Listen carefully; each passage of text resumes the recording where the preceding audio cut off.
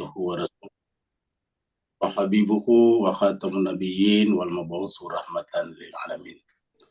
اللهم صل على حبيبنا وشفينا ومولانا أبي القاسم المصطفى محمد.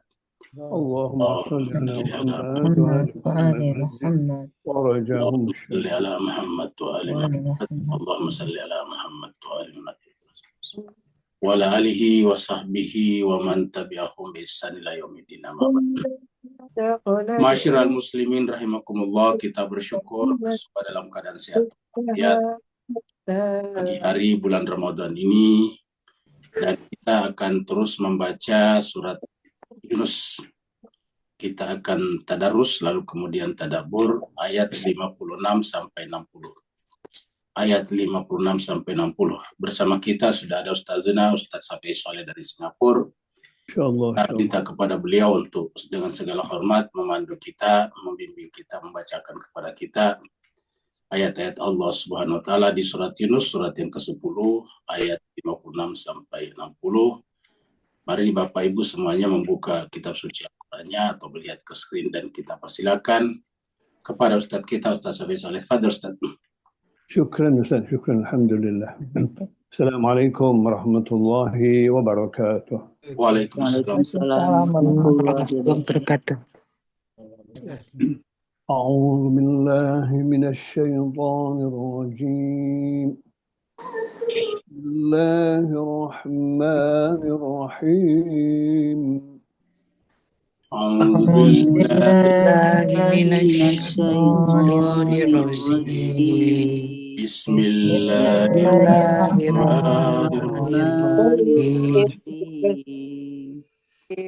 Huwa yuhyi wa yumitu wa ilaihi turja'un.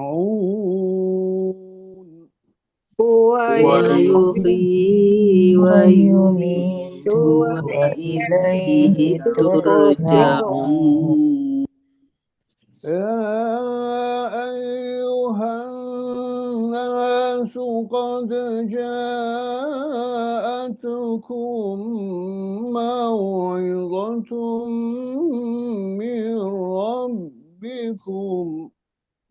Ya ayyuhan nasu qad ja'atkum maw'izatun min rabbikum wa shifaa'un lima fis suduri wa hudan wa rahmatun lil mu'minin. wa shifaa'un lima fis suduri wa hudan wa rahmatun lil mu'minin. Qul bifadlillahi wa birahmatihi fadzalika falyafrahu. Qul bifadlillahi wa birahmatihi fadzalika falyafrahu. فبذلك فليفرحوا هو خير مما يجمعون. فبذلك فليفرحوا مما يجمعون. قل أرأيتم ما أنزل الله لكم من رزق. قل أرأيتم ما أنزل الله لكم من رزق فجعلتم منه حراما وحلالا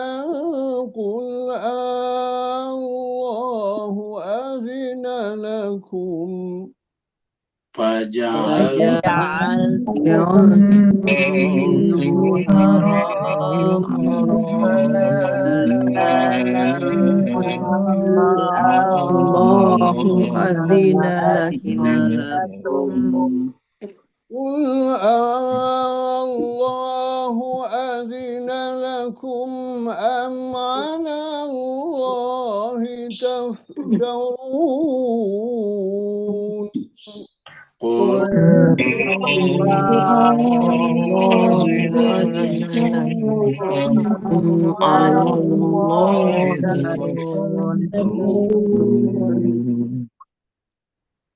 وما ظن الذين يفترون على الله الكذب وما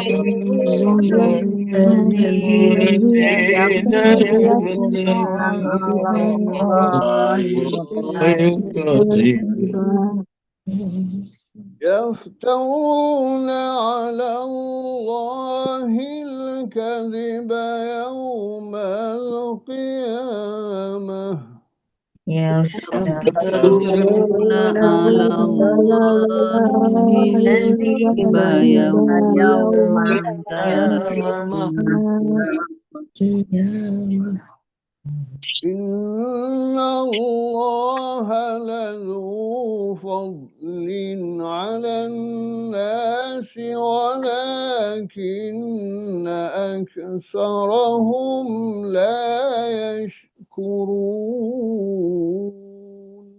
إن الله لذو فضل على الناس ولكن أكثرهم لا يشكرون صدق الله العلي العظيم صدق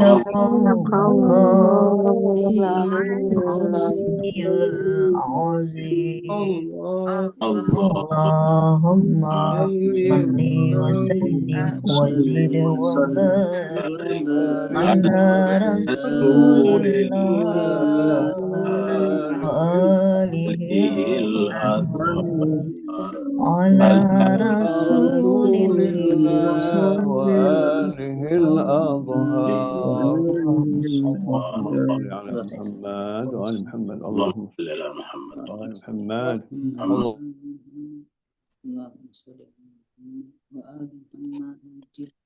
Kita semuanya mengaturkan terima kasihnya syukran jazila kepada Ustadz kita Ustadz Safi Saleh dari Singapura. Semoga Allah SWT menerima kebaikan beliau tadi membacakan kepada kita ayat Allah. Amin ya Allah. Amin. Apa saja membacakan kepada kita ayat-ayat Allah berarti mewakili Allah Subhanahu wa taala dan semoga Allah memperlakukan dengan perlakuan yang sebaik-baiknya. Amin, amin. Begitu juga jemaah sekalian yang ikut membaca Al-Quran, semoga dengan bacaan Al-Qurannya Allah SWT memperbaiki anak keturunannya menjadi anak keturunan. Amin, amin, amin. Mari kita teruskan surat Yunus kita. Surat Yunus adalah surat yang bernomor urut 10. Yunus adalah Nabi Yunus alaihissalatu wassalam. Surat Yunus ini turun di Mekah, maka disebutlah dengan surat Makkiyah. Jumlah ayatnya ada 109 ayat, dan tadi kita sudah baca sampai ayat yang ke-60, berarti tinggal sekitar 50 ayat lagi. Terakhir kita sampai di ayat yang ke-55, mari kita baca sesaat ayat 55 sebelum kita lanjut. Di ayat yang kelima Allah SWT berfirman, A'udzubillahi minasyaitonirrajim, Bismillahirrahmanirrahim. Ala inna lillahi ma fis samawati wal ard. Ingatlah, catatlah bahwa sungguhnya kepunyaan Allah lah apa saja yang ada di langit dan di bumi. Di kata-kata apa saja artinya yang besar ataupun yang kecil, yang nampak atau yang tidak nampak. Ala, ketahuilah, inna wa'dallahi haqqun. Juga catatlah bahwa sungguhnya janji Allah pasti terjadi karena kebenaran. Allah tidak pernah menjanjikan sesuatu dengan janji yang tidak dipenuhi. Di dalam beberapa ayat dikatakan innallaha la yukhliful mi'ad. Allah, sifatnya Allah adalah tidak pernah mengingkari janjinya. Walakin aktsarahum la ya'lamun. Cuma banyak manusia yang tidak mengetahuinya. Jadi kekurangan pengetahuan. Dan karenanya Al-Quran didatangkan supaya pengetahuan kita bertambah berkenaan dengan Allah SWT. Jadi yang dimaksud di sini adalah janji Allah berarti berkaitan dengan sifat-sifat Allah. Berkaitan dengan karakter Allah, berkaitan dengan siapa itu Allah yang sesungguhnya. Dan kita butuh pengetahuan berkenaan dengan itu. Dan pengetahuan yang bisa mengantarkan kita kepada Allah SWT dengan pengetahuan yang benar adalah kitab suci Al-Quran sendiri, karena kitab suci Al-Quran adalah datang dari Allah Subhanahu wa Ta'ala, sehingga bisa dikatakan Al-Quran adalah caranya Allah memperkenalkan dirinya kepada kita manusia. Kita lanjut ke ayat yang baru, ayat 56. Kita lihat jemaah sekalian berbahagia, ini adalah ilustrasi yang menarik, yaitu tadinya adalah mati, benda mati, namanya telur. Telur itu kita sebut benda mati. Tapi kemudian dari telur yang menetas itu keluarlah anak-anak ayam seperti ini. Ini adalah anak burung. Ya. Tadinya telur seperti ini, lalu kemudian keluar seperti ini. Dan anak ayam yang keluar seperti ini tidak memiliki kemampuan sama sekali. Lihatlah, ini mirip juga waktu kita bayi dulu. Tidak punya kemampuan, bahkan kita lihat matanya pun belum terbuka. Nah, pertanyaannya bagaimana caranya kok bisa terjamin rezekinya? Ya. Tidak kelaparan dan sebagainya, tidak mati karena kehausan. Apa sebabnya? Inilah Allah Subhanahu wa Ta'ala. Allah Subhanahu wa Ta'ala telah mengatur segala-galanya yang disebut dengan yudabbirul amra. Dia mengatur segala urusan sehingga seekor anak burung atau bayi burung, bayi ayam yang sekecil ini, yang tak berdaya seperti ini, bisa tetap tumbuh menjadi burung atau ayam yang dewasa nantinya. Allah SWT berfirman, A'udzubillahi minasyaitonirrajim, wa huwa yuhyi wa yumitu. Dialah yang menghidupkan dan dia juga yang matikan. Jadi dia menghidupkan. Tadi kita lihat itu dari telur kemudian keluar anak ayam, anak burung. Nah, kenapa bisa seperti itu? Dari mati kemudian hidup. Nah, dia menghidupkan dan dia juga mematikan. Jadi dalam kehidupan ini hanya ada dua kemungkinan, hidup dan mati. Sebagaimana di dalam bumi dan matahari hanya dua kemungkinan, siang dan malam. Siang dan malam silih berganti, siang berubah jadi malam, malam berubah jadi siang.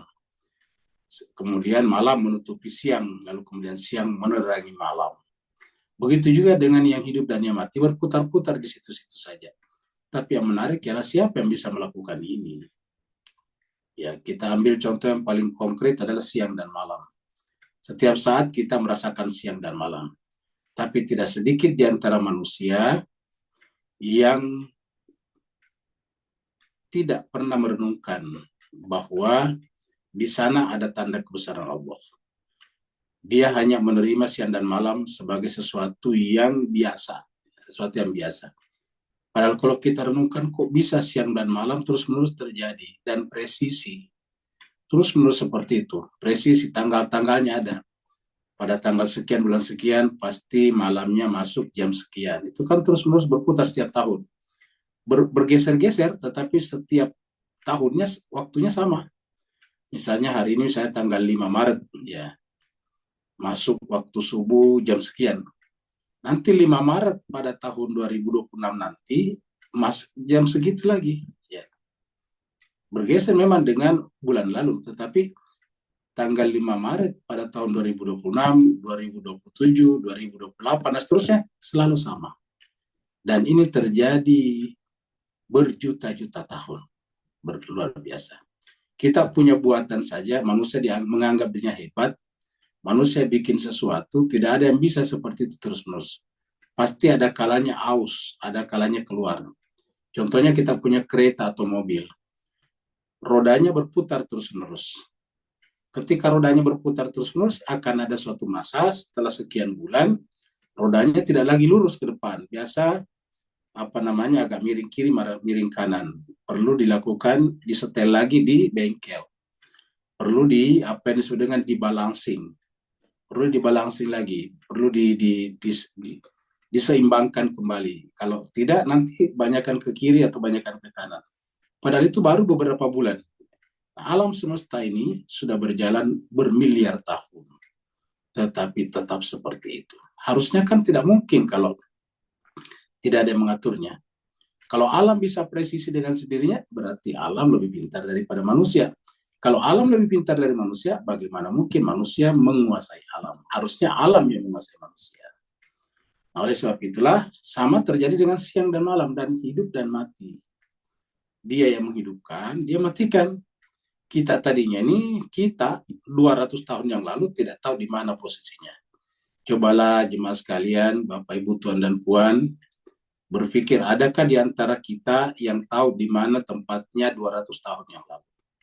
Apalagi 1000 tahun yang lalu. Apalagi pada saat Nabi Nuh banjir bah pada zamannya Nabi Nuh. Coba kita berpikir waktu zamannya Nabi Nuh banjir bah. Di manakah kita pada saat itu? Tidak ada yang tahu. Jangankan kita, orang tua kita, orang tuanya orang tua kita, kakeknya kakek kita, kakeknya kakeknya kakek kita tidak tahu. Coba. Tiba-tiba kita sekarang hidup di zaman ini. Ya, dari tidak ada menjadi ada, dari mati menjadi hidup. Ya. Kemudian di manakah sekarang kakeknya kakek kita? Di manakah sekarang orang-orang yang hidup pada zaman Nabi Nuh tadinya? Termasuk Nabi Nuh. Sudah tidak ada juga wayum itu, dia sudah dimatikan. Jadi inilah keadaan yang terus-menerus terjadi. Kita yang sekarang berbicara, berkumpul dalam Zoom, suatu saat di masa depan hanya merupakan kenangan saja. Kita hanya akan menjadi kenangan. Dan bisa dipastikan 100 tahun ke depan kita hanyalah kenangan saja. Apalagi 1000 tahun ke depan kita hanyalah bagian daripada waktu yang telah berlalu. Kita tidak ada lagi yang mengenangnya. Kita tidak ada lagi yang mengetahuinya. Ya, inilah kehidupan. Kalau kehidupan seperti tadi berlalu begitu saja dan orangnya hilang, maka itu namanya absurditas. Ya. Maka kalau absurd berarti Tuhan itu tidak maha menguasai. Maka supaya tidak menjadi absurditas, maka kemudian Allah telah mengatur bahwa setelah kehidupan dunia ini ada kehidupan berikutnya. Maka Allah mengatakan setelah itu ilaihi turja'un. Kepadanya lah kalian dikembalikan. Jadi kita hidup sekarang, ya. Nanti kita mati, lalu kemudian kematian kita bukanlah ketiadaan kembali, bukanlah kehabisan, bukanlah kehilangan, bukanlah kehancuran, tetapi ilaihi turja'un. Kepada Allah lah kalian dikembalikan. Jadi inilah kita dari Allah dan akan kembali kepada Allah SWT. Karena kita dari Allah dan kembali kepada Allah, berarti diri kita dan seluruh realitas tempat kita hidup adalah merupakan percikan kekuasaan Allah. Percikan kekuasaan Allah. Ibarat cahaya kita adalah berkas sinar yang memancar dari pusat cahaya. Dan kita setelah itu akan kembali kepadanya. Wa ilaihi turja'un. Nah, jadi inilah alur kehidupan kita masing-masing dan tidak ada yang bisa menolak ini semuanya. Kita bisa lihat di ayat ini. Surat Al-Mu'minun, surat 23 ayat 80. Allah mengatakan wa huwallazi yuhyi wa yumitu. Dan dialah Allah yang menghidupkan dan mematikan. Walahu ikhtilaful laili wan nahar. Dan kepunyaannya lah ikhtilaf, perputaran malam dan siang. Jadi perputaran malam dan siang ini mirip dengan perputaran hidup dan mati. Kita hidup, habis itu mati. Sebelum kita mati, kita menikah, melahirkan yang hidup. Ya. Setelah kita mati, yang hidup meneruskan kehidupan. Setelah itu kemudian menikah lagi, melahirkan yang hidup lagi. Setelah itu dianya meninggal lagi. Begitulah seterusnya. Ya. Jadi yuhyi wa yumitu. Walahu dan kepunyanya. Kata-kata lahu kepunyanya lah artinya Allah lah yang membuat, menjadikan terjadi perputaran, pergantian siang dan malam. Makanya di ayat yang pernah kita bahas dulu dikatakan inna fi khalqis samawati wal ard wa ikhtilafil laili wan nahar la ayatin li ulil albab. Sesungguhnya pada penciptaan langit dan bumi dan pertukaran malam dan siang, la ayatin, benar-benar ada tanda, harusnya ada tanda bagi orang gunakan akalnya. Tetapi banyak di antara kita membiarkan begitu saja dan membiarkan dirinya larut dalam urusan-urusan pribadinya yang mereka lupa bahwa mereka akan meninggalkannya.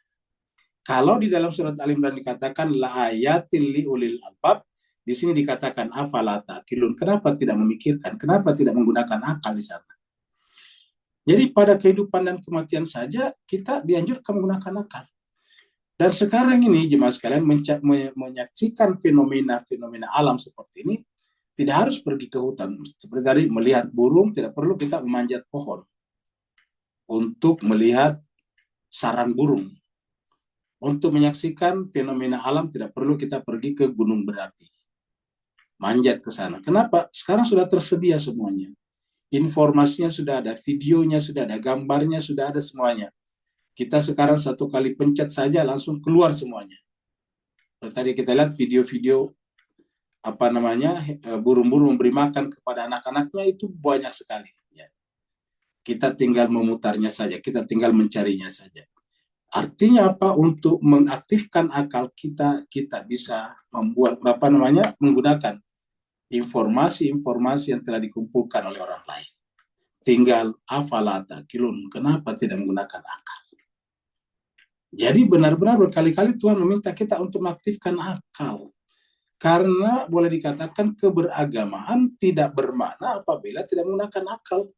Dapat kita bayangkan ada orang yang rajin sholat, rajin puasa, rajin berinfak, bersedekah, berhaji, berumrah, setiap tahun berumrah, tetapi pada saat yang sama tindakannya selalu bodoh, jahal. Ya. Sedangkan Al-Quran mengatakan, la nabtagil jahilin, kami tidak pernah berusaha menjadi orang jahil. Jadi menjadi tidak bermakna sholat, puasa, zakatnya kalau tindakannya menjadi bodoh. Oleh sebab itulah afala ta'qilun, agar kita tidak menjadi jahil. Akal itu lawannya jahal. Jadi kalau ada orang akil, ada juga orang jahil. Orang akil adalah orang yang menggunakan akalnya pada setiap tindakannya. Orang jahil adalah orang yang tidak menggunakan akalnya pada setiap tindakannya. Kita lanjut. Nah, ini adalah Al-Quran. Ya ayyuhan nasu, wahai seluruh manusia. Qad ja'atkum mau'izatun. Sungguh telah datang kepada kalian mau'izah. Mau'izah itu pelajaran yang paling sempurna.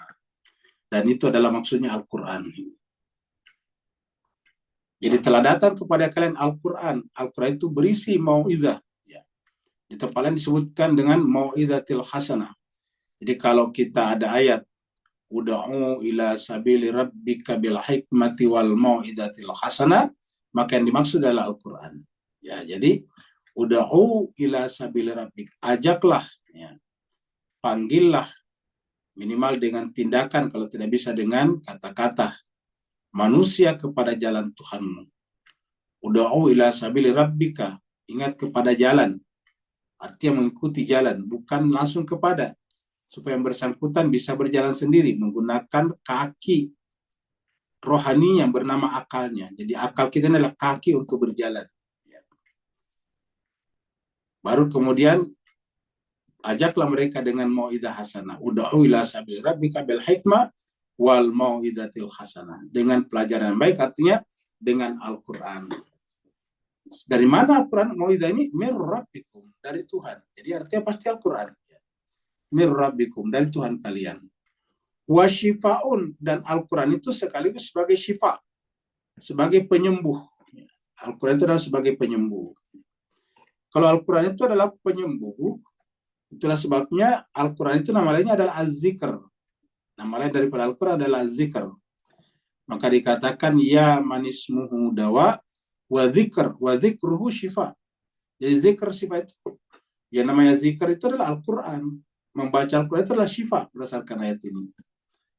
Bahwa memang membaca subhanallah itu adalah zikriya, tetapi itu kan penggalan-penggalan kecil dari Al-Quran. Kata subhanallah, alhamdulillah, itu kan penggalan-penggalan kecil dalam Al-Quran. Artinya kalau kita menjadikan Al-Quran sebagai bacaan, maka dia adalah zikir yang sempurna. Maka dikatakan ya manismuhu ismuhu dawa, wa dzikruhu syifa wa ta'atuhu ghina. Jadi namanya adalah dawa.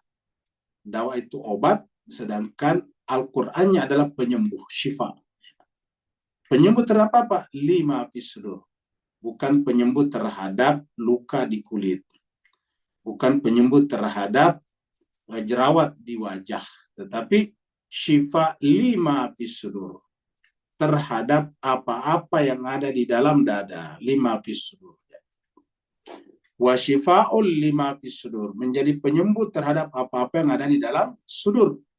Di dalam Al-Quran terjemahan bahasa Indonesia, kata-kata sudur diartikan dengan dadah. Tidak tahu kalau Quran yang berbahasa Melayu ya. Kalau bahasa Indonesia selalu dada. Sebetulnya kata sudur itu sebetulnya dari kata sadar.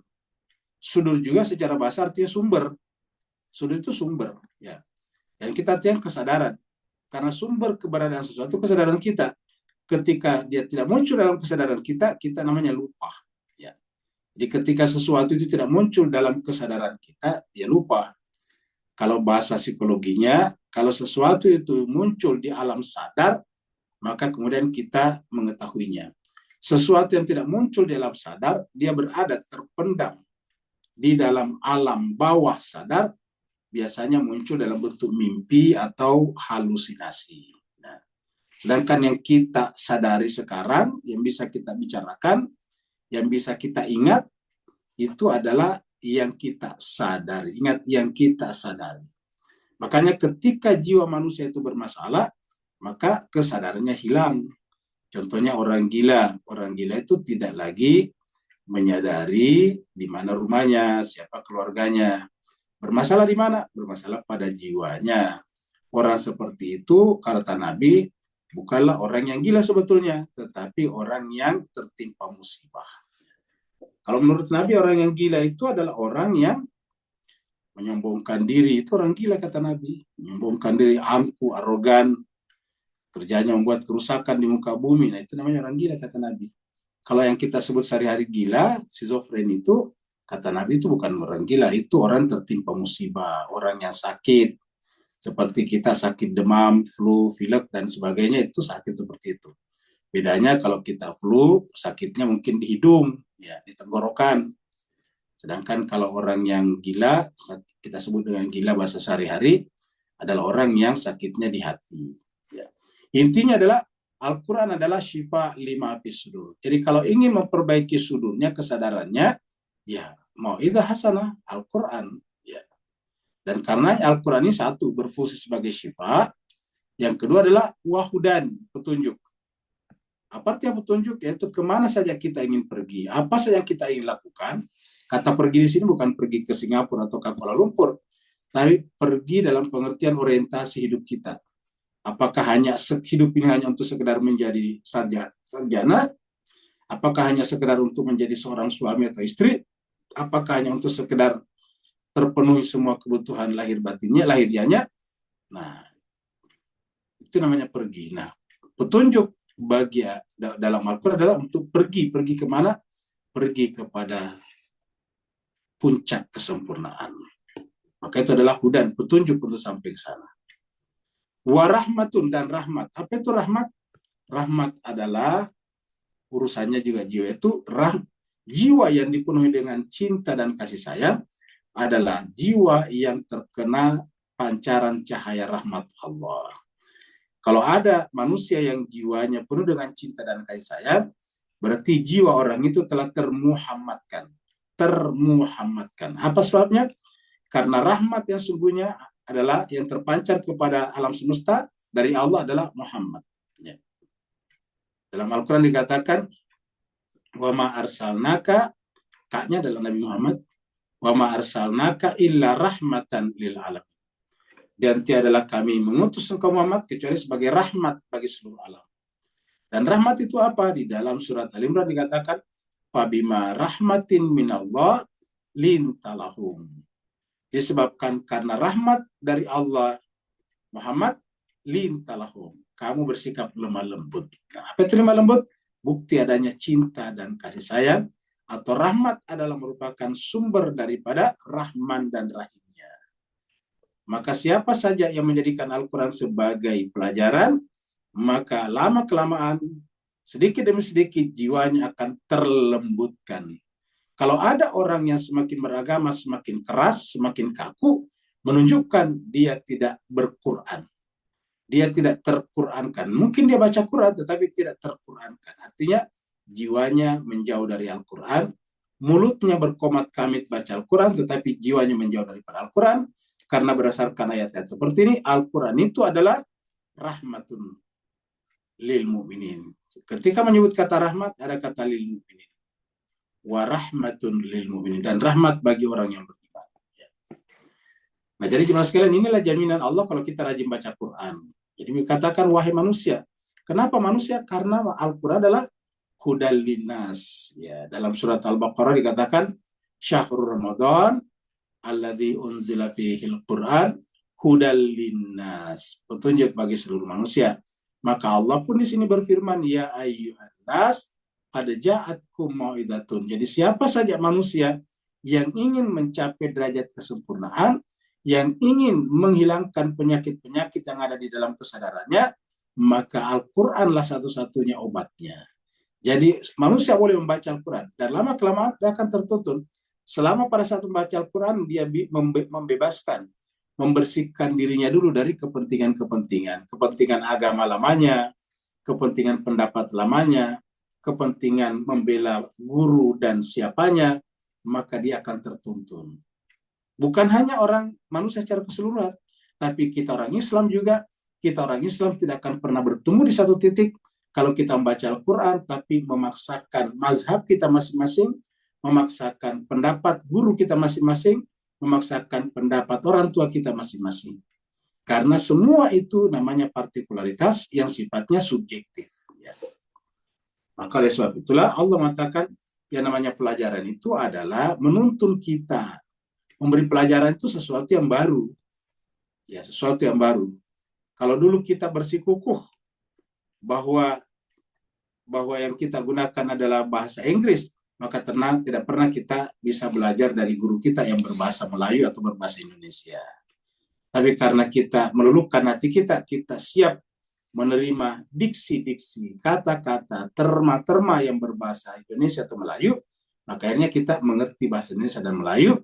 Kita bisa bukan hanya membaca tulisan Indonesia dan Melayu, tapi juga bisa memahami kulturnya orang-orang Asia Tenggara. Seperti itu. Nah, jadi jemaah sekalian berbahagia, itulah pentingnya sebetulnya melepaskan. Makanya kalau kita misalnya belajar satu bahasa, katakanlah kita yang tidak tahu bahasa bahasa Perancis, kita bersikukuh pada bentuk kata kita, format kata kita, gramatik bahasa kita, pasti kita tidak akan pernah bisa berbahasa Perancis. Kenapa? Karena setiap bahasa punya karakter gramatikanya sendiri. Contohnya bahasa Arab. Bahasa Arab gramatikanya selalu punya jenis laki-laki dan perempuan. Apapun, benda apapun pasti ada laki-laki dan perempuannya. Kalau kita paksakan seperti kita, ya nggak bisa. Kita akan susah belajarnya. Yang kedua, bahasa Arab ada bentuk duanya. Kita kan di bahasa Inggris, di bahasa lain, bahasa Melayu, bahasa Indonesia, tidak ada bentuk dua. Selalu cuma bentuk satu dan banyak. Jadi satu dan banyak. Tunggal dan banyak. Singular dan plural. Tidak ada bentuk dua. Nah, sedangkan bahasa, kalau kita belajar bahasa Arab, ya mau tidak mau kita harus terima. Harus ada bentuk dua, bentuk dual, bentuk double. Jadi ada satu, ada dua, ada jamak. Ya, selalu begitu. Jadi selalu ada bentuk duanya. Jadi mukminun, mukminani, mukminuna, seperti itu. Selalu ada bentuk duanya. Ya. Kalau kita tidak menerima itu, ya kita tidak akan pernah bisa paham bahasa mereka. Artinya apa? Kita harus meluluhkan, melunturkan, melepaskan keterikatan kita kepada subjektivitas kita. Baru kita bisa mempelajari sesuatu. Begitu juga dengan Al-Quran sebagai mau'idatun hasanah. Ayat yang mirip dengan ini, kalau Bapak Ibu sekalian rajin baca Quran, kita bisa temukan di dalam surat Al-Isra. Surat yang ke-17. Kita lihat di dalam surat Al-Isra. Ya. Ayatnya 82 ini. Surat Al-Isra 17:82. Allah berfirman, "Wa nunazzilu minal Qur'ani." Dan kami turunkan dari Al-Quran itu ma apa-apa huwa dianya. Artinya apa yang ada padanya, ya, atau sifat bawaannya Al-Quran itu adalah syifaun, sebagai penyembuh. Ini bukan obat sebetulnya, penyembuh, ya. Sebagai penyembuh, ya. Nah, jemaah sekalian, penyembuh terhadap siapa? Tidak disebutkan di sini. Jawaban atas penyembuhan di sini ada di sini. Buat ternyata syifaun lima fis sudur. Penyembuh terhadap miskonsepsi-miskonsepsi, penyembuh terhadap cara berpikir yang keliru, penyembuh terhadap pengetahuan dan kesadaran yang tidak berdasarkan fakta dan realita. Syifaun lima fis sudur, ya. Penyembuh terhadap pikiran jiwa yang hanya percaya kepada yang nampak saja. Jadi orang yang percaya hanya pada yang nampak saja juga bermasalah sudurnya, maka dia butuh penyembuh, dan penyembuhnya adalah Al-Quran. Wa syifa'ul lima fis sudur. Penyembuh terhadap apa yang ada di dalam dada. Karena penyembuh terhadap apa yang ada di dalam dada, maka Al-Quran juga berbicara tentang logika, mantik. Kenapa? Karena salah satu cara menyembuhkan cara berpikir kita adalah membawanya kepada hukum logika ataukah hukum mantik yang benar. Dan Al-Quran berkali-kali kita temukan, terutama beberapa ayat sebelumnya, luar biasa mantikinya ataukah luar biasa logisnya. Ya. Pertanyaan-pertanyaannya sangat-sangat rasional. Maka disebut dengan wasyifa'ul lima fis sudur. Penyembuh terhadap apa yang ada di dalam dada. Seperti di sini. Wa nunazzil minal Qur'ani ma huwa syifa wa rahmatul lil mu'minin. Ini sama tadi. Wa rahmatul lil mu'minin. Ya, wa rahmatul lil mu'minin. Wa rahmatul lil mu'minin. Wa rahmatul lil mu'minin. Cuma di sini ada tambahannya. Wala yazidu zalimin. Bagi orang yang zalim tidak bertambah. La yazidu zalimin. Tidak bertambah bagi orang yang zalim. Dalam pengertian, kalau dia membaca Al-Quran, kalau dia menghafal Al-Quran, tetapi ada sifat zalim pada jiwanya, maka tidak bertambah apa-apa. Jadi ini ayat menjelaskan kenapa ada orang baca Al-Quran, menghafal Al-Quran, tetapi tetap aja tidak berubah. Bahkan bisa melakukan kejahatan. Ya. Kita biasa dengarkan di tempat pembacaan Al-Quran atau lembaga tahfiz Al-Quran, ada kejadian-kejadian pemerkosaan misalnya dan sebagainya. Kenapa bisa terjadi seperti itu? Nah, Al-Quran mengatakan, selama kita menyimpan sifat zalim dalam diri kita, maka la yaziduz zalimina illa khasara. Makanya di dalam beberapa ayat, harusnya yang kita lakukan terlebih dahulu adalah mensucikan niat kita, mensucikan jiwa kita dengan niat yang benar. Ya. Kalau istilahnya dalam Al-Quran dikatakan, yaitu huwallazi ba'atsa fil ummiyina, dialah Allah yang mengutus seorang rasul di tengah-tengah masyarakat Mekah, min anfusin, dari kalangan mereka sendiri. Apa yang dilakukannya? Yatlu alaihim ayatihi. Yatlu alaihim. Menjelaskan, perlihatkan bahwa semua yang ada ini adalah merupakan tanda-tanda kebesaran Allah. Baru kemudian wa yuzakkihim, mensucikan mereka. Wa yuzakkihim, mensucikan mereka. Ya. Jadi mensucikan mereka. Baru wa yu'allimuhumul kitab, baru mengajarkan kitab suci. Karena kalau kita jiwanya tidak suci, niatnya tidak benar, ya la yazidu zalimina illa khasara. Jadi jemaah sekalian, kalau kita ingin belajar dari kitab suci atau kita ingin Allah ajari kita langsung, dengan kita membaca kitab sucinya, dimulai dengan bersihkan niat dulu. Misalnya kita niatnya baca Quran hanya untuk membenarkan mazhab kita, ya tidak akan pernah bisa melihat kebenaran dari mazhab orang lain. Ya. Kita hanya membaca Al-Quran untuk membenarkan pendapat pribadi kita, ya kita tidak akan pernah melihat kebenaran pada pendapat orang lain. Sudah tertutup. Ya, itu yang sudah dengan zalim. Zalim kepada siapa? Zalim kepada pendapat orang lain. Zalim kepada orang lain. Zalim kepada pihak lain. Zalim kepada mazhab yang lain. Zalim kepada agama orang lain. Zalim kepada orang yang berbeda suku bangsa dengan kita. Oleh sebab itulah, kalau ada kezaliman seperti itu, membaca Al-Quran tidak akan bertambah apa-apa kecuali hanya khasaro, kecuali kerugian. Ya. Dan tentu jemaah sekalian, kita tidak ingin membaca Al-Quran bertahun-tahun, tapi yang kita dapat adalah hanya kerugian. Ya. Tapi Al-Quran mengatakan ada seperti ini. Ingat, kata-kata zalim di sini bukan berarti orang non-Islam. Zalim itu kan sifat hati. Ya. Zalim itu dalam jiwa kita. Ya. Jadi oleh sebab itulah, kita harus mensucikan niat kalau kita yang baca Al-Quran, bahwa kita membaca Al-Quran, kita siap dituntun oleh Al-Quran. dituntun oleh Al-Quran seperti itu.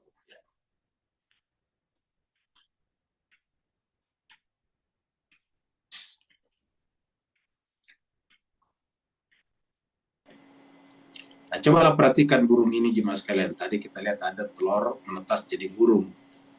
Tadi apa namanya, anak burungnya masih kecil sekali tadinya. Itu diberikan makan seperti ini. Coba lah lihat jemaah sekalian, bagaimana coba seekor burung yang kecil seperti ini, yang tidak punya tangan, bisa pergi berterbang kemana-mana mencari nafkah untuk anak-anaknya. Coba. Dia pergi lagi. Dia hanya mengumpulkan makanan sebesar temboloknya. Ada tembolok burung, apa namanya, kantongnya. Jadi mereka di dalam tenggorokannya itu ada semacam kantong menyimpan makanan. Nanti dia kembali ke sini, dia bagi-bagikan kepada anak-anaknya tadinya. Coba kita lihat. Begitu adilnya tadi ibu burung atau induk burung ini. Coba lihat, setiap anaknya nanti dikasih. Dan hebatnya lagi kok tidak membahayakan anaknya. Itu lihat tuh, apa namanya, paruhnya panjangnya. Itu kan, apa namanya, cotok paruhnya itu kan banyak sekali si ibu itu, si bapak itu. Dan dia bisa masukkan ke dalam tenggorokan anaknya tanpa membahayakannya. Luar biasa. Ya. Siapa yang bisa mengatur ini jemaah sekalian? Tidak ada manusia yang bisa membuat seperti itu. Ya. Tapi inilah jemaah sekalian, caranya Allah membagi rezeki kepada siapa saja. Burung yang tidak punya tangan, yang tidak punya otak sesempurna kita, tidak pernah sekolah, tidak pernah hidup di kota-kota, tetapi hanya di pohon-pohon, tapi bertanggung jawab kepada keluarganya. Tapi mohon maaf, banyak di antara kita manusia yang tidak bertanggung jawab kepada keluarganya. Coba. Seekor burung terbang kemana-mana. Ya. Allah berfirman, Qul, katakanlah Muhammad, bifadlillahi wa birahmatih. Dengan karunia Allah dan rahmatnya. Tadi kembali lagi kata rahmat tadinya. Karena di atasnya adalah, qad ja'atkum mau'idatun. Ya. Min rabbikum wa syifaun wa rahmatul lil mu'minin wa hudan wa rahmatul lil mu'minin. Nah, dikatakan qul bifadlillah, dengan karunia Allah dan rahmatnya lah. Ya, jadi dengan karunia Allah dan rahmatnya. Jadi kalau kita belajar Al-Quran, satu, kita mendapatkan karunia, karena fadl itu kemuliaan sebetulnya. Jadi fadl itu karunia, kemuliaan. Makanya kalau kita memuliakan, menghormati seseorang, kita katakan tafaddal, dari kata fadl itu. Tafaddal, fadl itu dari kata fadl. Tafaddal artinya antum, Anda yang lebih mulia dari saya, silahkan Anda jadi imam. Anda yang lebih bagus bacaannya dari saya. Anda yang lebih fasih bacaannya, dan seterusnya. Itu namanya fadl, tafaddal. Jadi mentafaddalkan seseorang itu artinya kita muliakan. Kita mau makan, nanti kita dahulukan dia. Nah, kita anggap kita muliakan yang bersangkutan. Jadi qul bifadlillah, katakanlah dengan karunia Allah, wa birahmatih, dan rahmatnya. Ya, fabidzalika, maka dengan cara seperti itu, dengan karunia dan rahmatnya, faliyafrahu, maka manusia harusnya bergembira. Artinya kebahagiaan, yafrah itu sebetulnya bahagia. Kebahagiaan itu bermula daripada karunia dan rahmat Allah yang kita serap daripada Al-Quran. Jadi siapa yang ingin bahagia yang sesungguhnya adalah Al-Quran.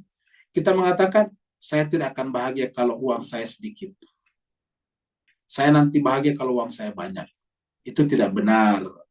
Bapak-bapak baik di Malaysia, Singapura, atau Indonesia pasti dengar berita terakhir dari Indonesia, berita besar yang disebut dengan skandal mega korupsi. Apa sebabnya? Karena seorang direktur, seorang pimpinan yang gajinya, salarinya setiap bulan mencapai 1,3 miliar rupiah. 1,3 miliar rupiah, nanti Pak Haji di Malaysia yang hitung ringgitnya berapa. 1,3 miliar. 1,3 juta maksudnya. Apa ya? 1,3 miliar.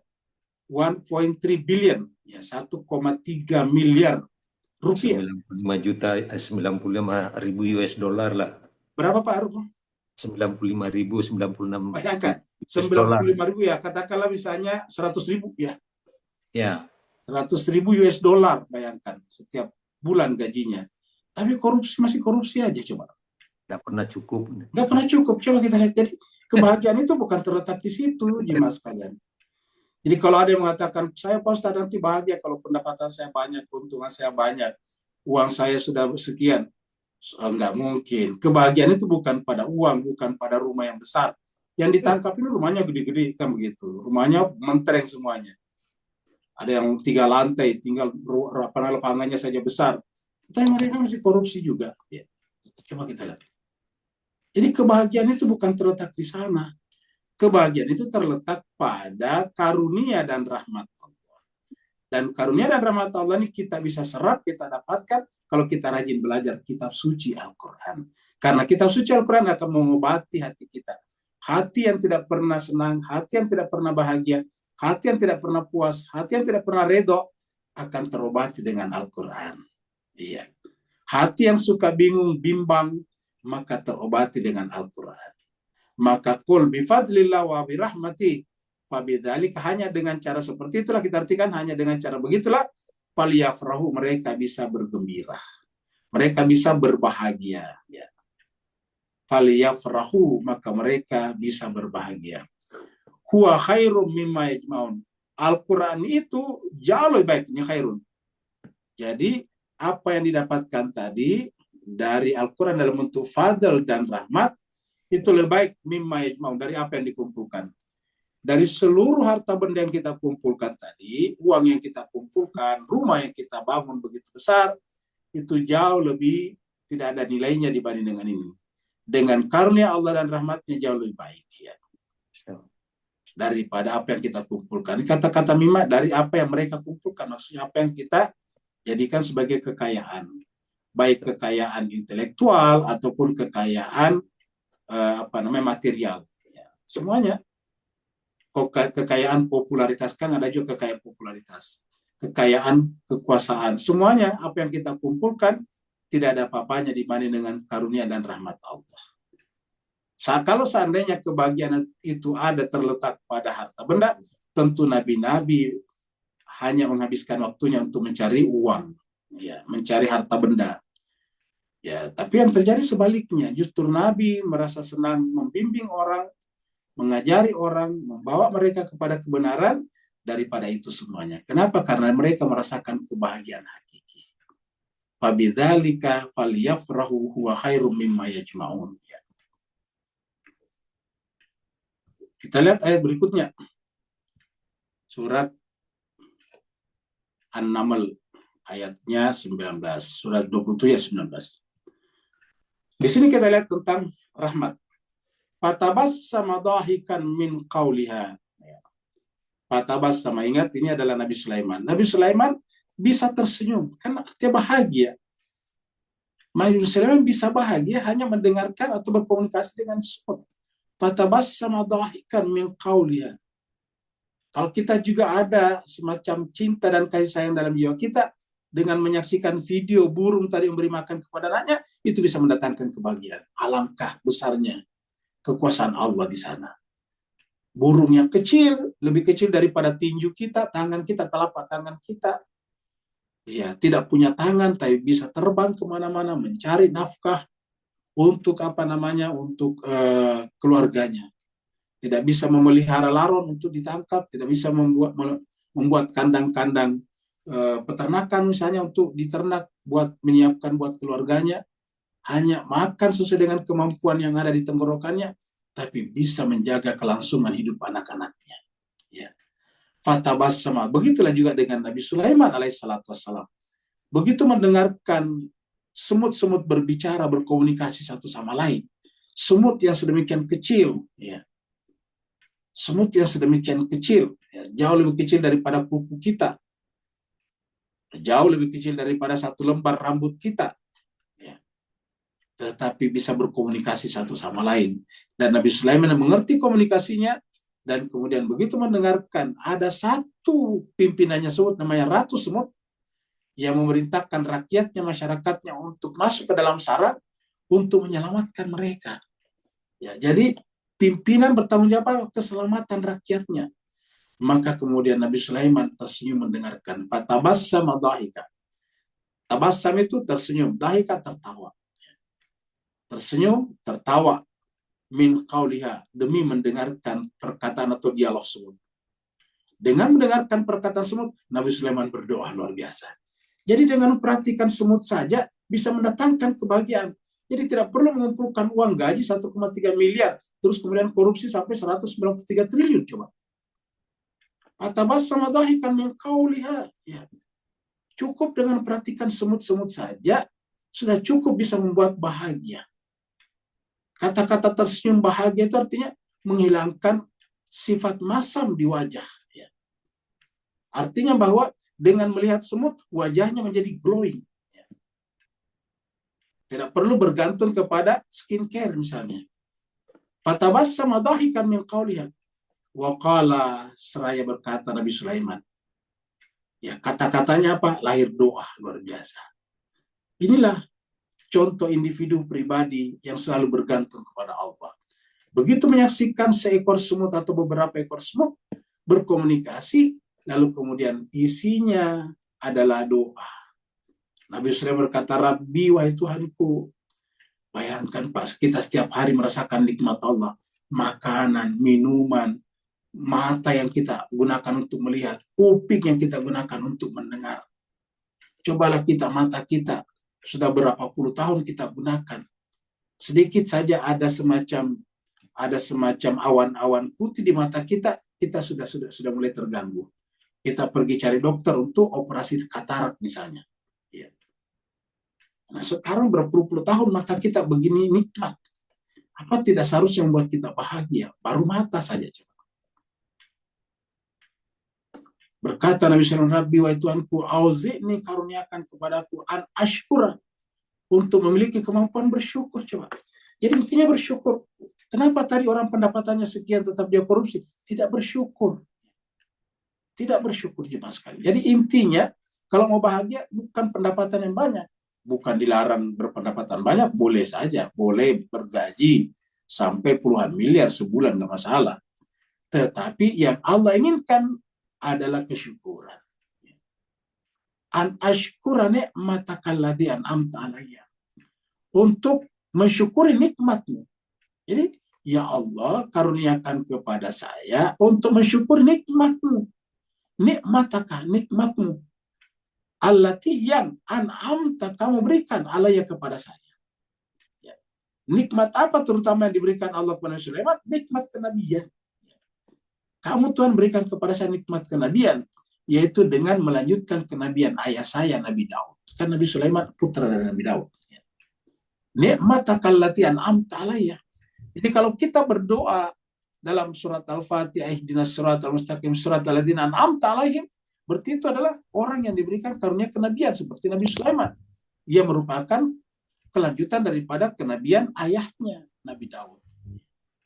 Ni'matakal lati an'amta alayya wa ala walidayya, maka dia minta, dan juga kepada kedua orang tua saya. Wa an a'mala salihan, dan agar aku selalu beramal saleh. Tardo, yang kamu ridhoi. Wa adkhilni, dan masukkanlah aku bi rahmatika. Ada syaratnya. Masukkanlah aku harus ada bi rahmatika. Ini pertanyaan Pak Nur juga kemarin kita bicarakan. Bi. Ya. Dengan rahmat. Jadi ada bi lagi di sini.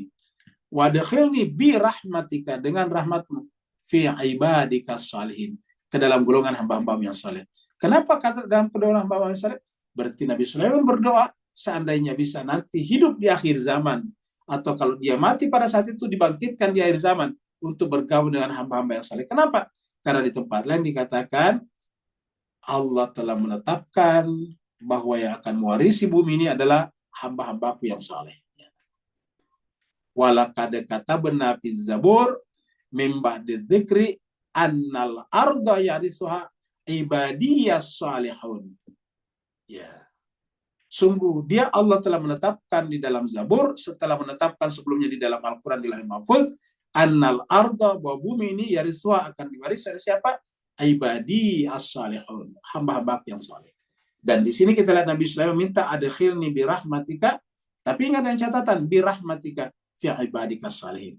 Bagaimana cara mendapatkan rahmat tadi? Al-Quran. Bi rahmatika fi ibadika salihin. Itulah sebabnya Nabi Luqman juga mengajarkan anaknya untuk bersyukur. Ya. Anishkurli wali walidaika, untuk bersyukur kepada aku, kata Tuhan, dan kepada kedua orang tua. Jadi itu pesan Luqman kepada anaknya, jelas ya.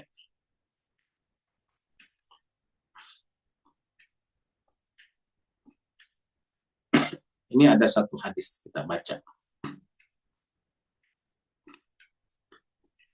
Nah, jadi di sini cuma sekali ada hadis dari Abu Hurairah berkata ini ya.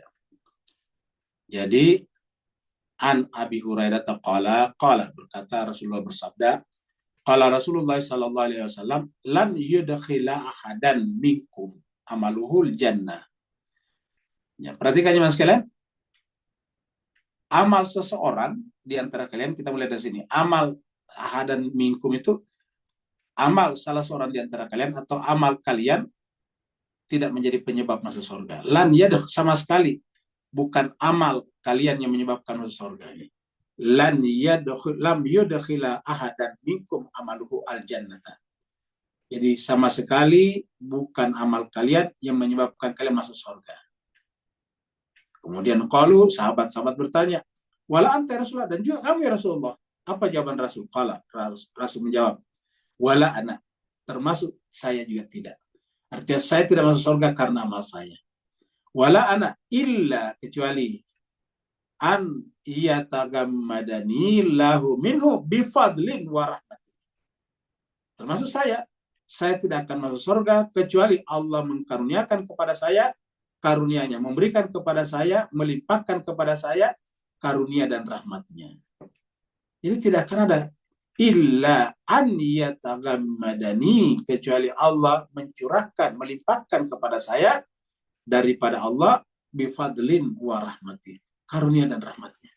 Jadi bifadlin wa rahmati sama tadi dengan ayat kita kan ya. Ayat yang kita tadi bahas di sini begitu juga ya. Nah, jadi kita lihat tadi di sini ya. Ini bifadlillah wa birahmati, hanya dengan karunia dan rahmatnya kita bisa bahagia. Jadi sama tadi dengan ayat yang kita baca di sini. Maksudnya hadis. Ya. Jadi kita tidak bisa kecuali dengan karunia dan rahmatnya. Nabi mengatakan, saya pun tidak masuk surga karena amalku. Wala ana illa an yatagammadani Allahu yatagammadani lahu minhu bifadlin wa rahmah. Hadis riwayat Muslim nomor 5040. Ayat terakhir. Dan karenanya dalam kehidupan ini kita tidak bisa seenaknya mengatakan ini halal, ini haram. Ya, Allah mengatakan, qul, katakanlah Muhammad, ara'aitum, bagaimana pendapat kalian? Ara'aitum itu bagaimana pendapat kalian? Ma anzalallahu lakum, tentang apa yang Allah turunkan kepada kalian, min rizki, dari rizki. Jadi bagaimana pendapat kalian tentang apa yang Allah turunkan kepada kalian dalam bentuk rizki? Ya, rizki ini ada yang material, ada yang non material. Ilmu itu non material, dan itu rezeki juga, bahkan rezeki yang paling besar. Faja'altu minhu haraman wa halala. Kemudian kalian menjadikan daripada rezeki itu ada yang haram dan ada yang halal. Artinya Allah yang menurunkan, tetapi kalian seenaknya mengatakan ini haram, ini halal. Jadi berkaitan dengan rezeki, tidak boleh kita semau-maunya mengatakan ini haram, ini halal. Bolehkah kita mengatakan haram, halal? Boleh, tetapi berdasarkan apa yang Allah inginkan. Kenapa? Karena itu dari Allah. Ya, ingat. Karena itu adalah turun dari Allah, karena ini adalah dari Allah, maka yang berhak menentukan haram dan halalnya adalah Allah juga. Ya. Qul, katakanlah Allah, apakah Allah? Hanya di sini adalah pertanyaan. Apakah Allah? Adzinalakum, mengizinkan kalian. Maksudnya apakah ada di Quran? Jadi kalau ada kata-kata adzinalakum, berarti apakah ada di Quran? Jadi tidak bisa kita senak ini halal, ini haram. Ya.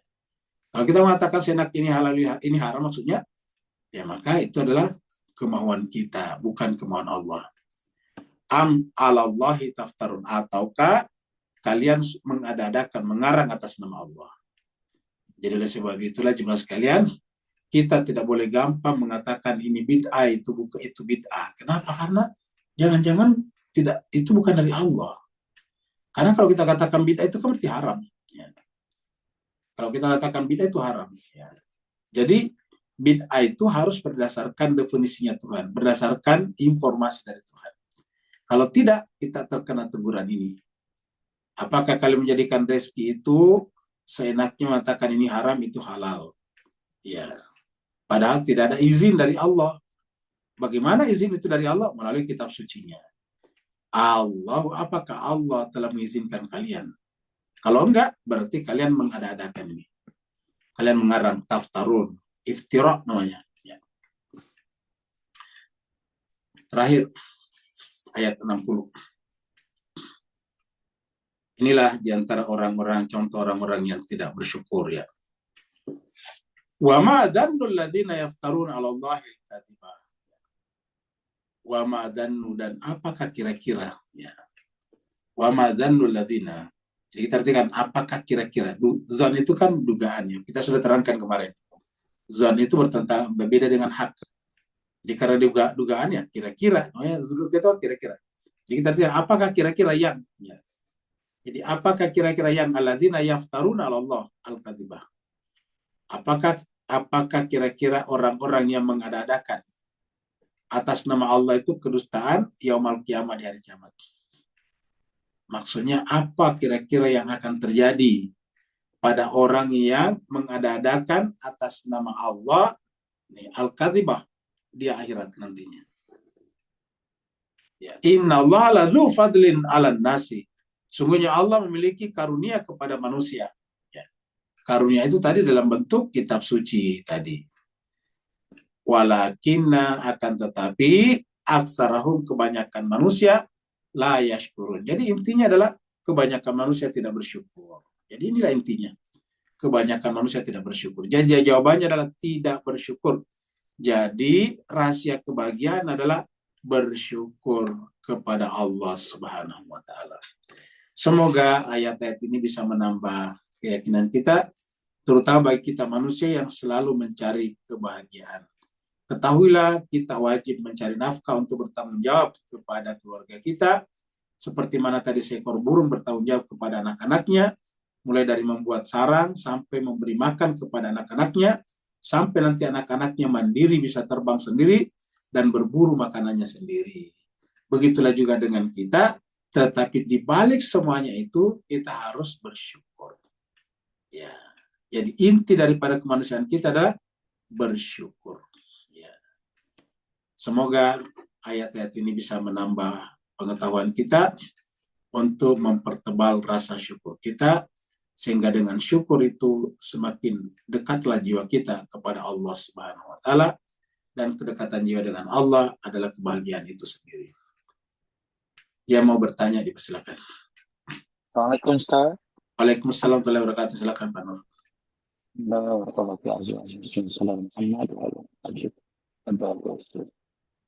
Bismillahirrahmanirrahim. Kalau diringkaskan bahawa daripada alam sana, zalikal kitab, kemudian ditajalikan ke alam sini, azal Quran, maka limpahan kurniaan Allah sebagai rezeki tadi bukan adalah sesuatu yang khas untuk kita, tapi ada perkataan pada seluruh makhluknya, baik yang insani maupun yang bukan.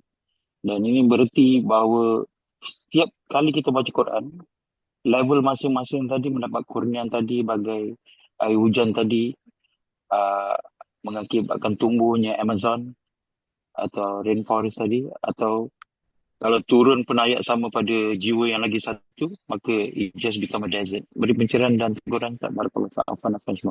Terima kasih banyak Pak Nur. Jadi mas Kaiser bahagia, di muka bumi ini berbagai macam fenomena. Mulai daripada fenomena hutan yang rindang, seperti di Amazon kata Pak Nur tadi, ataupun seperti kita di Asia Tenggara. Asia Tenggara yang terkenal dengan hutan-hutannya juga. Ya, jadi Asia Tenggara ditandai dengan kesuburannya, daerah tropis ya. Sedangkan daerah utara ditandai ditandai dengan keindahan saljunya misalnya. Timur Tengah dengan padang pasirnya, masing-masing punya kelebihannya sendiri. Masing-masing punya kelebihannya dan masing-masing menandakan tanda kebesaran. Dan semuanya itu adalah merupakan tajalli daripada Allah Subhanahu wa taala. Tadi dikatakan wa yuhyi wa yumit. Kalau kita misalnya melihat kehidupan, kita lihat di Amazon, kita lihat di Asia Tenggara. Kalau kita melihat misalnya wayumit, kita saksikan di padang pasir. Artinya bahwa di padang pasir sana, yang kelihatannya tidak ada kehidupan, tetapi bisa orang hidup. Luar biasa. Sedangkan di di kita di Asia Tenggara, ya daerah tropis yang kaya tumbuhan ini, kelihatannya tidak mungkin ada orang yang kelaparan, tetapi ada orang kelaparan. Seperti itulah. Ya. Nah, jadi inti adalah bahwa alam kehidupan ini adalah merupakan tajalli daripada Allah. Untuk apa? Untuk memberikan pesan kepada kita, ya, bahwa yang ada ini sebetulnya adalah fadlullah dan rahmatullah, karunia dan rahmatnya saja. Jadi kita ulangi, semuanya ini hanya caranya Allah mengajarkan kepada kita bahwa di balik pluralitas ini ada ranting, pohon, buah, macam-macam, hewan, sebagainya. Sebetulnya bisa disimpulkan dengan dua saja. Fadlullah wa rahmatuh. Karunia dan rahmatnya saja. Itu saja. Karunianya adalah untuk memuliakan kita. Rahmatnya adalah untuk melembutkan hati kita.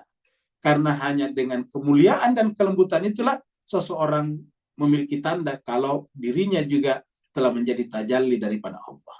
Karena Allah itu adalah mulia, Allah itu adalah kasih sayang, bahkan Allah menyebutkan bahwa inti sari daripada zatnya adalah rahmat.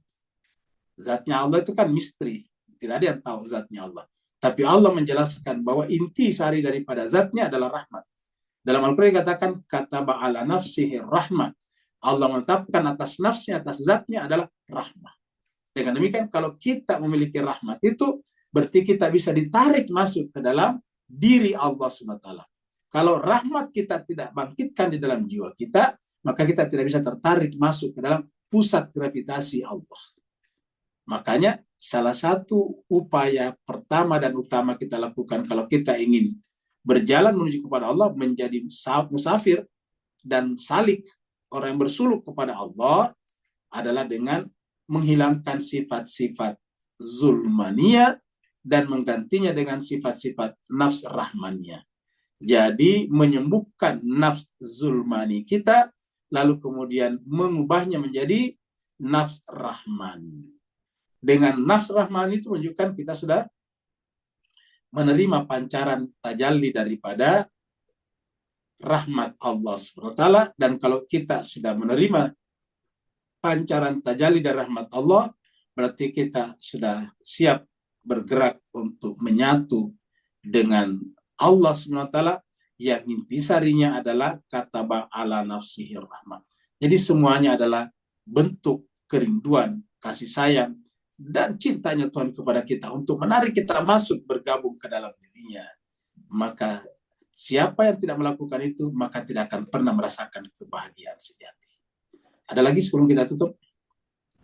Assalamualaikum Ustaz. Waalaikumsalam warahmatullahi wabarakatuh. Silakan bukan. Puan Ustaz, tentang tadi ayat 57 Ustaz terangkan tentang Al-Quran ni, dan kita tahu Ramadan adalah bulan seminya Al-Quran, dan umat Islam sama ada yang semua pelbagai mazhab ini akan terus mendorong untuk membaca, mendengar dan memperhatikan ayat-ayat suci Al-Quran. Terutama dalam kelas kita juga tadabbur itu adalah salah satu yang ilmu yang sangat banyak boleh kita dapati. Cuma ini soalan saya teringat tadi ayat Ustaz, selain daripada ayat 57, Ustaz ada terangkan Ustaz yang ayat lagi satu tentang orang-orang yang membaca Al-Quran juga mereka, melainkan mereka itu rugi, kan Ustaz tadi, apa tu, mereka agak zalim. Tentang ayat apa tadi? Ayat dari mana tadi? Wala yazidu zalimin illa khasaran.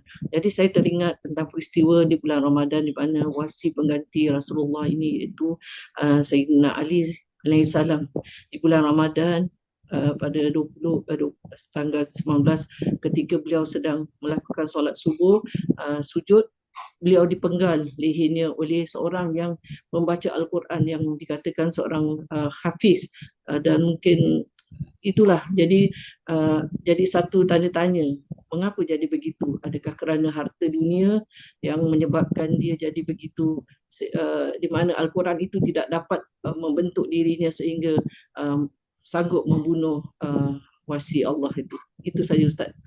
Mohon pencerahannya Ustaz. Assalamualaikum. Baik, terima kasih banyak Bu. Kami ini pertanyaan menarik juga, karena ini adalah kenyataan juga. Ya, yang namanya pembunuhnya Sayyidina Ali, Imam Ali karramallahu wajhah, namanya Abdul Rahman Ibnu Muljam. namanya Abdul Rahman Ibn Muljam. Dia diindikasikan menghafal Al-Quran. Dan bukan hanya pada saat itu, sekarang juga kita sudah terangkan tadi di Indonesia. Ini di Indonesia kita cerita ada beberapa kasus di tempat-tempat menghafal Al-Quran itu santrinya menjadi hamil, perkosa, bukan. Ini kan menjadi memiriskan.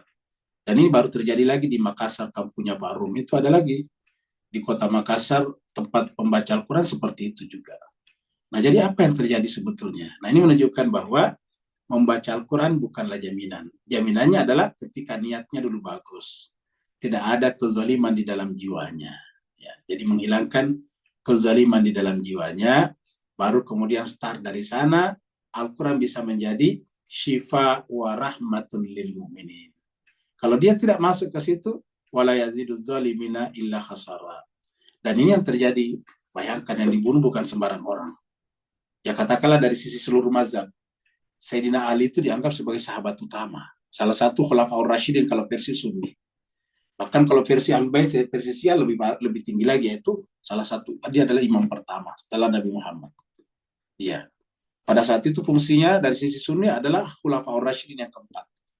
Dia imam masjid. Ya. Dan semua orang tahu bahwa dia paling rajin berkhutbah. Khutbah-khutbahnya dikumpulkan dalam bentuk Nahjul Balaghah. Tapi seorang Abdul Rahman bin Muljam, Ibnu Muljam, yang menghafal Al-Quran tega berpikir untuk membunuhnya ketika sedang sholat di masjid memimpin makmum di bulan suci Ramadan. Luar biasa. Padahal Abdul Rahman bin Muljam dan semua orang tahu bagaimana kedudukan Ali di sisi Rasulullah.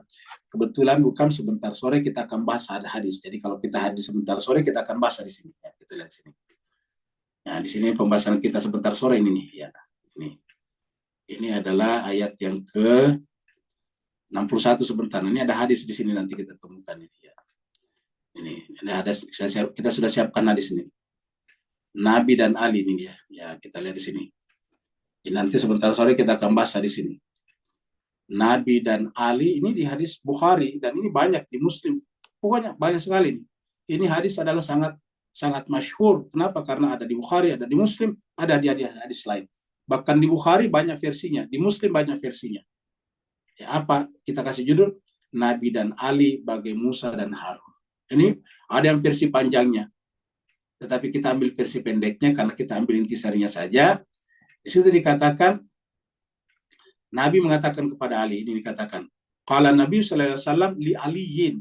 Nabi berkata kepada Ali, "Ama tarda an takuna minni bimanzilati Harun min Musa?" Apakah engkau Ali tidak reda bahwa posisimu di sisiku adalah seperti posisi Harun di samping Musa? Luar biasa. Ya, ini Nabi mengatakan kepada Ali nih. Ini kita katakan qala, berkata Nabi sallallahu alaihi wasallam li aliyin kepada Ali. Ama tarda, apakah engkau tidak reda, tidak senang? Antakuna, bahwa kau akan menjadi mini di sisiku, bimanzilah, menempati manzilah, posisi, ya, kedudukan Harun min Musa, seperti Harun di samping Musa. Jadi Harun adalah Ali, Musa adalah Muhammad, seperti itulah posisinya. Ya, tetapi Harunnya Muhammad itu telah dibunuh oleh orang yang mengaku sebagai umat Muhammad. Apa sebabnya ini? Itu tadi seperti ayat yang dikutip Bukam di surat 17 tadi, wala yazidu zalimina illa khasara. Wala yazidu zalimina illa khasara. Terima kasih banyak Bapak Ibu sekalian atas keterlibatannya dalam pengajian pada pagi hari ini dan juga ikut terlibat dalam diskusi. Semoga jemaah sekalian diberikan karunia lahir dan batin untuk memahami Al-Quran dengan sebenar-benarnya. Wassalamualaikum warahmatullahi taala wabarakatuh. Waalaikumsalam warahmatullahi wabarakatuh. Terima kasih Ustaz.